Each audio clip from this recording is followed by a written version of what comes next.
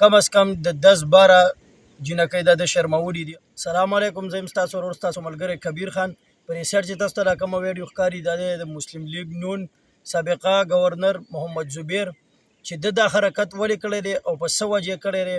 نو انشاءالله په دې نننۍ ویډیو کې به زه تاسو ته پوره د حقیقت ویم. که زموږ په چینل یا زموږ په پیج باندې نوي وي او سبسکرایب کړی هم نه وي نو مهرباني وکړئ چینل سبسکرایب کړئ او د دې بې غیرته خنزیر دا ویډیو شیر کړئ چې د دا مردار په من شکل خلک ویني چې دا څه کرتوت د کړی دی.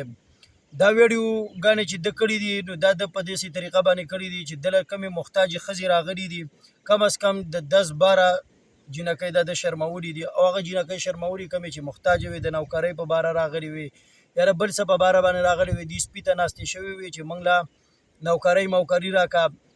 نو دې سپي به ورته دا دغه وکړو چې موږ سره دا غلط کار وکړه او چې دا را سره نه کې کمې ښځې به ته انکار وکړو نو هغې له به د دمکي ورکړله چې بیا دې وجنمه.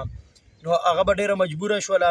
دا بیا ښه ودرې اخرې ته په دې ویډیو کې وګورئ دغه یوې ښځې بیا د ټول حقیقت بیان کړی دی چې دا داسې قصې د کړي دا ویډیوګانې هر څه ورپسې هغې رایستې دي. زه په خپله د نون لیګ یو جنون یم، یو کارکون یم، هر ځای ته به مې له منډه تلله واله اوټ به مې له کتو خپل به مې له ورکو. خو چې دې بې غیرته خنزیر پکې دا کار وکړو نو انشاءالله بل اوټ خو به رانه وینیم نه او چې کم سړی وله اوټ ورکویم نو د هغې نه به هم زه منې کومه. او دا ویډیو چې دنه څومره هم کېږي شیر یې کوئ چې د دې سپي مردار دا شکل ته تاسو وګورئ، دا شکل د خنزیرانو په رنګ دی چې دا خلکو ته ورسي.